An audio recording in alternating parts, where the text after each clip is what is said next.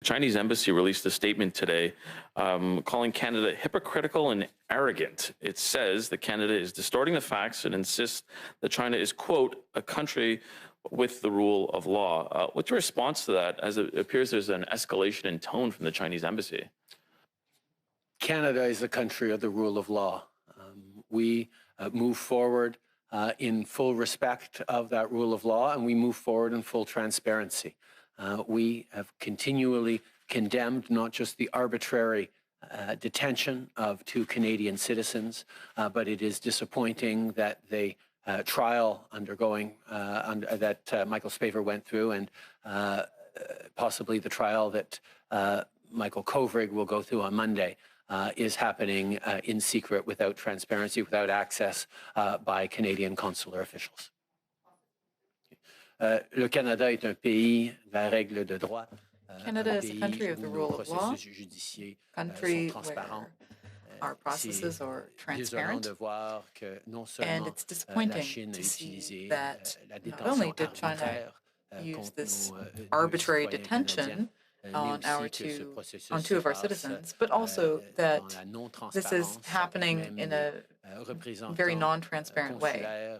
Even consular representatives and diplomats were unable to attend the trial. Just as a follow-up, I wanted to ask you, you continue to say that the multilateral approach with China is the right one. However, we've seen these 2 gentlemen, Michael Kovrig and Michael Spavor, go to trial. So that's kind of evidence that that hasn't worked. So what kind of assurances can you give the families that your government can be trusted to get them home? Over the past number of years, we have worked very closely, not just with the families, not just directly in diplomacy with China, but also very much with the international community, with our allies. We saw the tremendous support for a Canadian-led initiative against arbitrary detention move forward in the global community over the past number of months. We've also seen repeatedly allies and friends stand up for the rights of these Canadians who are arbitrarily detained in their own bilateral conversations with China. China needs to understand that it is not just about 2 Canadians. It is about the respect for the rule of law and relationships with a broad range of Western countries that is at play with the arbitrary detention and the coercive diplomacy they have engaged in. Depuis les débuts, nous avions travaillé avec les familles, we've worked with families, with our partners, and directly with the Chinese government to underscore the fact that this arbitrary detention of the 2 Michaels is unacceptable. I want to thank all of the different countries around the world who supported our initiative against this arbitrary detention. And I also want to thank all of our allies who took a stand, even within their bilateral conversations with the Chinese government, in order to raise their concern with this situation. China needs to understand that their approach of coercive diplomacy is not working, and it will not be well received by other countries, and not just Canada. Hi, Prime Minister Tom Perry with CBC. There's been no verdict so far in the case of Michael Spavor, and I'm wondering what your interpretation of that is, what your diplomats in Beijing are telling you about that. We have followed this case, obviously, from the very beginning. We've been there advocating for the release of Michael Spavor, Michael Kovrig from the very start. We've continued to work directly with the Chinese government. We've continued to rally allies who are concerned about this, not just because of these 2 Canadians, but because of the potential implications for their own citizens. This is something that we will continue to work extremely hard on.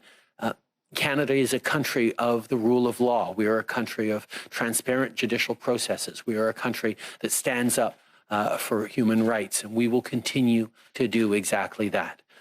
We know that the processes will continue to unfold on the Chinese side, but on our side, we will continue to advocate for the release of these 2 Michaels and an end to the arbitrary detention of these Canadians. And have you received any assurance or indication from the Americans that they'll be raising the case of the two Michaels at Secretary Blinken's meeting with Chinese officials in Alaska? We were very pleased to see among the diplomats who showed up in at the hearing in Dandong that a number of our allied countries, including the United States, were represented to express our solidarity, our global solidarity in this case.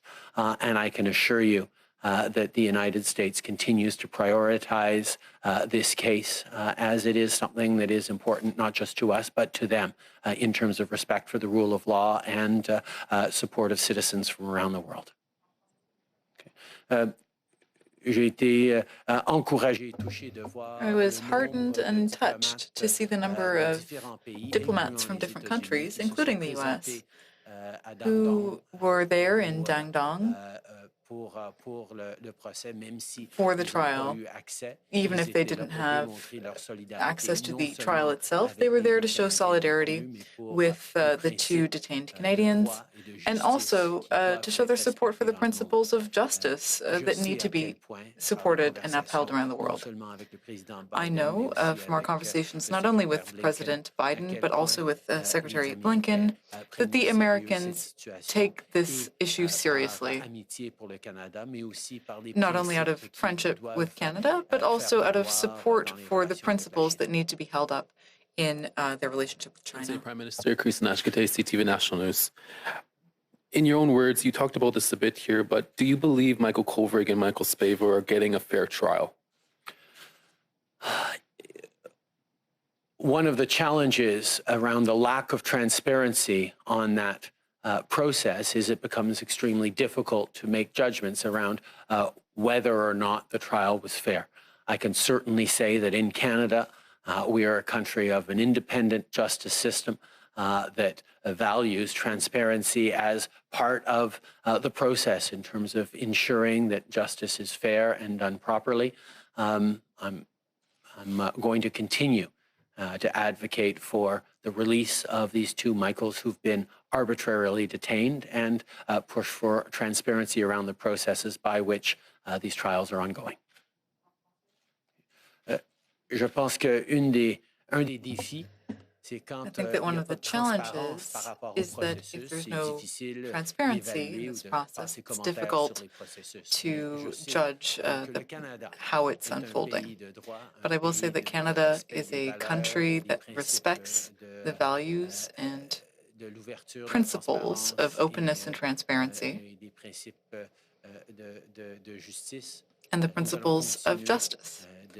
We will continue to follow this case and to call on the government of China to release those two Canadians and send them home. Up here, do you trust that the Biden administration is able to provide enough support and can help solve the situation with the Michaels? And what kind of pressure are you putting on China? Have you explicitly phoned President Biden since the trials have been announced?